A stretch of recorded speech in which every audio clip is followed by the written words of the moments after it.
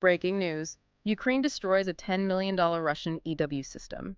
Ukrainian operators have just destroyed an antenna array of the Russian R-330Zh Zhitel system, fully disabling its ability to jam UAV communications. Operators of Ukraine's Raid 413th Regiment. They've successfully struck the Zhitel electronic warfare system, dealing a significant blow to the enemy's counter-UAV capabilities. The operation was just confirmed by Ukrainian sources, a targeted strike. The date is Tuesday, January 28th, 2026. Look, if you are following the war in Ukraine and you want the truth from the front lines, you need to be informed. Subscribe to Defense Reports, your go-to source for timely, in-depth military and defense reports. I'm Alex. Join me with Arya in the latest Deep Dive by Defense Report for a sharp, no-nonsense breakdown of the latest in global defense news, military technology, and strategic developments. And today, we're going to cover the absolute dismantling of one of Russia's most prized electronic assets, the R-330Zh Zhitel. And honestly, dismantling feels a bit polite. What we're looking at today goes way, way beyond just one truck blowing up in Luhansk. This is a story about the collapse of an entire defensive umbrella. Right, because when I first saw the headline, I thought, okay, good news. Another piece of Russian hardware bites the dust. We see that kind of drone footage every day. But looking at the stack of research you've pulled for this isn't just about a battlefield loss, is it? It's a story about a mysterious fire at a factory in Voronezh that happened on effectively the same night. It's about a sanctions tax that is absolutely bleeding the Russian economy dry. Exactly. We're talking about how a Ukrainian drone that costs, what, maybe $50,000, took out a system worth more than 2 hypersonic missiles combined. That's the kind of math that loses wars. It is. So our mission today is to analyze this invisible war of the electromagnetic spectrum.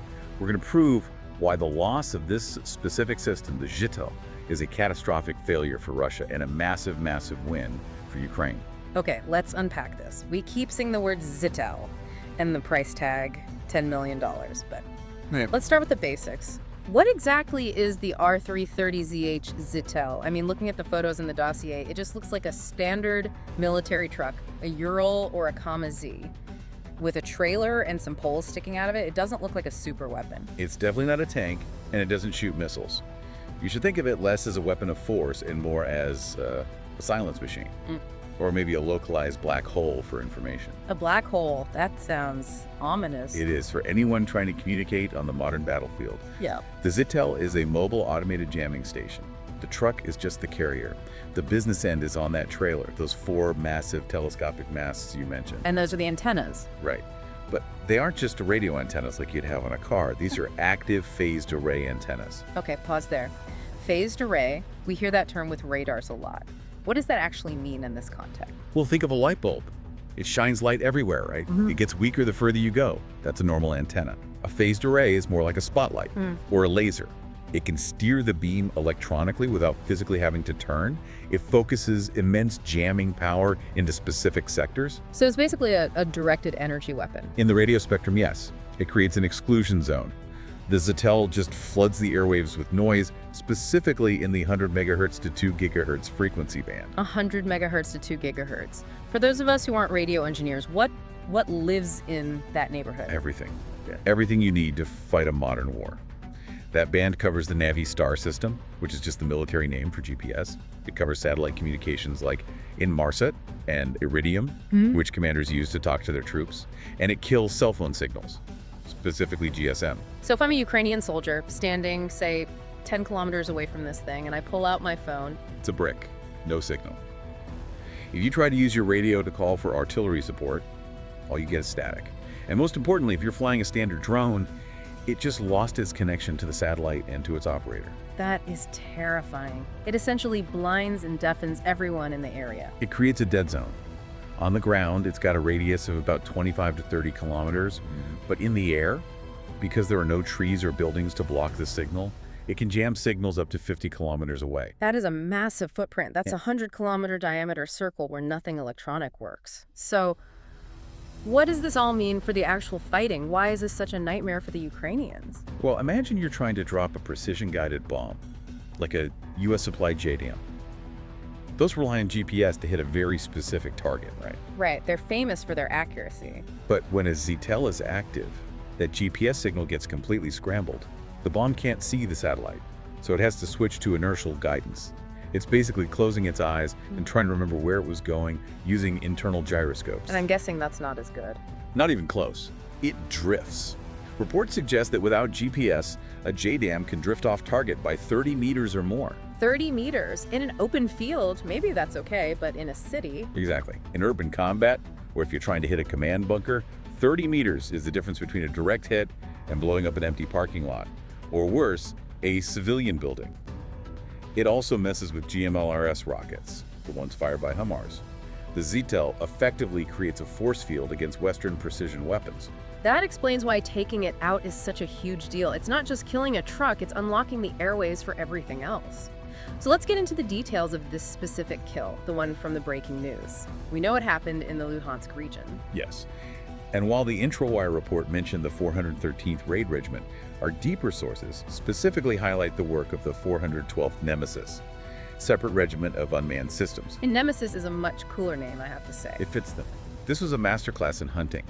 You see, the Zhitel is powerful, but when it's jamming, it's shouting electronically. It's very loud in the spectrum. So it paints a target on its own back. To a degree. A reconnaissance drone managed to spot those very distinct telescopic masts.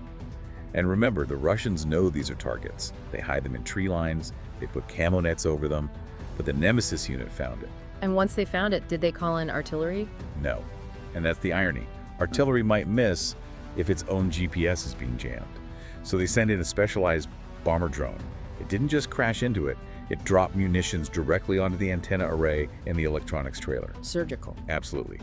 The video shows they managed to ignite the camouflage net and then the sensitive electronics underneath. And for a system like this, fire is the end. You can't just patch up a phased array antenna with duct tape. The heat warps the delicate circuits, it's toast. And we have to emphasize just how rare this is. I was reading through the background notes, and since the full-scale invasion began in 2022, the number of visually confirmed destroyed Zhitels is shockingly low. It's around 23 units. It's only 23 in years of high-intensity war. That tells you two things. One, there aren't that many of them. And two, the Russians protect them like gold. They keep them way behind the lines, surrounded by air defense. Finding one is like finding a needle in a haystack. If the needle could jam your metal detector and call in an airstrike on you. So we have a major win on the front line in Luhansk, a rare beast slain. But this is where the story gets really interesting. Or suspicious, depending on how much you believe in coincidences. You mentioned a fire earlier. I did, and this is where the double blow comes in. While the 412th Nemesis unit was celebrating in Luhansk, something arguably worse for Russia was happening deep inside their own borders. On the night of January 27th, leading into the 28th, 2026, there was a massive fire at the Protec plant in Voronezh. And Protec isn't just a random warehouse, is it? No. The Protec scientific and technical concern is the sole manufacturer of the R-330Zh Zhitel system. The only one? The only place in all of Russia that builds them. Wow, okay, so what was the damage? This wasn't a trash can fire. Ukrainian Main Directorate of Intelligence reports state that the fire completely destroyed two brand new R-330Zh Zhitel systems. Yeah. They were sitting in the bay, literally ready to be shipped to Ukraine. That is incredible timing. So effectively, Russia didn't just lose one system in Luhansk. In a single 24-hour window, they lost three. Three of their most advanced electronic warfare assets just gone. One burned on the front by a drone, and two burned in the factory before they could even turn a wheel. That is a supply chain disaster. That has to be demoralizing for the Russian command. It's crippling, and there's a human cost here for Russia too, which we shouldn't overlook. There was another strike mentioned in the sources in the Kursk region near Belitsa village. Precision artillery didn't just destroy the machine, it eliminated the operators. Why is that specific detail so important? I mean, war is lethal, people die, but you flagged this as strategic? Because you can build a truck in a few weeks, factory fires notwithstanding. But a crew capable of operating a Zhitel, that takes months, maybe years to train. These aren't trench diggers, these are signal analysts. They need to understand frequency hopping, satellite triangulation, electronic countermeasures. So they're geeks, highly trained military geeks. Exactly. When you kill the crew, you are wiping out institutional knowledge that is incredibly hard to replace. You can't just conscript some guy from a village and teach him how to jam a standard frequency hopping spread spectrum in an afternoon. It seems like the cracks are starting to show. I saw a note here about panic in the ranks. Yes, the partisan group Atish. which operates inside occupied territory, reported significant panic among Russian troops. They're actually relocating EW assets from Crimea to Kherson to plug the gaps left by these losses. Robbing Peter to pay Paul. Exactly. It indicates a severe shortage. If the defensive line was strong, they wouldn't need to strip Crimea, which is a huge priority target, just to cover Kherson. The umbrella is full of holes. Let's pivot to the money. Because war is expensive, but this sounds disproportionately expensive. You said earlier this is a $10 million target. Roughly $10 million US per unit, yes. Okay, 10 million is a lot of money to anyone, but in military terms, how does that stack up? Sometimes these numbers get abstract. Let's visualize it. You know the Kinzhal hypersonic missiles? The ones Putin likes to brag about as unstoppable. The ones that keep getting shot down by patriots. Yes, those. They cost about $4.5 million each. So, strictly in financial terms, destroying one Zhitel is equivalent to destroying two Kinzhals. Okay, that puts it in perspective. Or, if you want to look at cruise missiles, one Zhitel is worth about 5 Kalibr missiles, or 3 Iskander-M ballistic missiles. That is a staggering amount of capital to lose in a single drone drop. But why? Why is a truck with some antennas $10 million? Is it the truck? No, the truck is cheap. This is where we get into the concept of the sanctions tax. It's not that the metal is expensive, it's what's inside. The Zhitel relies heavily on high-end spectrum analyzers and signal generators. And guess who makes the best ones? I'm guessing not Russia. Western companies. Specifically, firms like Keysight and Rohde & Schwarz.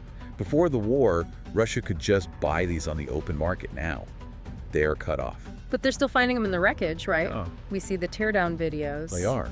But the cost of getting them has skyrocketed. We've seen leaked documents from inside the Russian defense industry showing that component prices have risen nearly 200%, 193.66% to be precise, since 2022. A 200% markup. In some cases, they are paying 8 times the original contract price. Yeah. I mean, think about the logistics. They have to go through illicit intermediaries in China, Turkey, or Hong Kong. It's a smuggling ring. It is. A shell company in Hong Kong buys it, ships it to a warehouse in Turkey, who relabels it and trucks it to Georgia, and then into Russia. Every middleman takes a cut. Every border crossing requires a bribe. Every shipment carries a risk premium. So they're paying this massive premium to smuggle parts to build a $10 million machine just so a Ukrainian drone operator can drop a munition on it that costs what? A few $100s for the grenade, maybe $50,000 for the whole drone system if it's a high-end one. The return on investment, the ROI for Ukraine here, is astronomical. It's unsustainable attrition. It is. Russia is bleeding cash to build defenses that are being destroyed by basement budget technology. Yeah. And every time a factory burns down, that sanctions tax just gets higher because of the scarcity. That brings us to the technology itself. This is a cat and mouse game, right? Russia isn't just sitting there letting their $10 million toys get blown up without trying to fix the problem. How are they adapting? They are trying everything, and some of it is actually quite clever in a desperate sort of way. One of the most fascinating developments is the shift to fiber optics. Fiber optics for drones. Yes. To beat the jamming that the Zhitel and other systems put out, Russia and Ukraine too, actually has started deploying drones that are literally wired. They unspool a thin fiber optic cable as they fly. That sounds medieval, like a kite on a string. Doesn't the wire snap? It sounds primitive, but it's brilliant physics. There's no radio signal, you can't jam it. The Zhitel is absolutely useless against it. The video feed goes through the wire, not the air. So it's an unjammable drone. Exactly. And they've increased the range of these things from 7 kilometers to over 20, even 50 kilometers in some recent tests. That is terrifying. 50 kilometers of wire. It's thin, like fishing line, but it completely negates the electronic warfare advantage. It's a huge problem for defenders. What else are they doing? They are also moving towards trench EW. Instead of these massive, expensive $10 million trucks that are easy to spot from the sky, they're giving soldiers smaller, disposable jammers. Harder to find, harder to hit. Makes sense. Decentralize the protection. But then there's the really grim stuff. I saw notes in the file about living antennas. Please tell me that's not what I think it is. It is desperate. Because the automated relay stations are getting destroyed by Ukrainian precision strikes, we've seen reports of Russian soldiers being ordered to carry signal repeaters physically to the front line to bypass the dead zones. So they are human cell towers. Effectively. They are risking human lives to keep the comms network up because the hardware is failing or being destroyed. It shows you the level of desperation. That is grim. But Ukraine is innovating too, right? The Nemesis regiment didn't just get lucky. Oh, absolutely not. Ukraine is leading the world in this stuff. They're deploying what they call mother drones. Like a carrier. Exactly. A large heavy-lift drone carries smaller FPV first-person view attack drones deep behind enemy lines. We're talking 60, 70 kilometers back. So the mother drone acts as a taxi. A taxi and a signal relay. It flies high, dropping the smaller drones right on top of targets like the Zhitel that think they're safe in the rear. It extends the reach of those cheap kill vehicles way beyond what Russia expects. So they can hunt these Zhitels even when they think they're safe deep in the occupied territories. Precisely.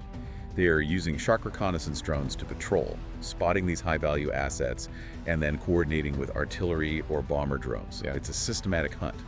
And right now, the hunters are winning. So what does this all mean for the big picture? We take out a Zhitel, we celebrate. What changes on the battlefield tomorrow morning? It restores what we call freedom of maneuver in the electromagnetic spectrum. When a Zhitel burns, a 50-kilometer hole opens up in the Russian electronic shield. And what goes through that hole? Everything. HIMARS rockets regain their precision. JDAMs stop drifting and start hitting bunkers. But most importantly, Ukrainian surveillance drones can fly over Russian trenches without falling out of the sky. So they get their eyes back. They get their eyes back. It allows Ukraine to hit Russian logistics, command posts, and ammo dumps that were previously protected by that invisible wall. It's a force multiplier. You kill one Zhitel, and your entire army becomes more effective in that sector. It really highlights how interconnected modern warfare is. You can't just have big guns. You need the electronic eyes and ears to make them work. And you need to protect those eyes and ears. Russia is failing to do that. They are losing the invisible war. So to wrap this up, let's just look at the scorecard. We have a breaking news event where a rare $10 million jamming system was destroyed by the 412th Regiment. We have a factory fire in Voronezh that wiped out the replacements, causing a supply chain crisis. And we have an economic reality where Russia is paying a massive sanctions tax just to keep these things in production. It's a trifecta of failure: tactical, industrial, and economic. And it leaves us with a pretty big question mark hanging over the Russian strategy. It really does. And here's the thought I want to leave our listeners with today. We're seeing a fundamental shift. Russia is moving to fiber optic drones to bypass the need for radio waves, effectively admitting that the airwaves are becoming too dangerous. Meanwhile, Ukraine is systematically blinding Russia's ability to stop radio-controlled weapons. It's a paradox. It is. And in a war where one side, Russia, relies on mass, throwing bodies and money at the problem, and the other side, Ukraine, relies on precision, adaptability, and intelligence. How long can Russia sustain a defense that costs $10 million to build, months to train for, but only minutes to burn? That is the $10 million question. And judging by the smoke rising over Luhansk and Voronezh, the answer might be not much longer. Indeed. You've been listening to Defense Report by Alex and Aria, where we analyze the latest in military strategy, global defense, and advanced weaponry. Subscribe to Defense Reports, your go-to source for timely, in-depth military and defense reports. We'll catch you next time.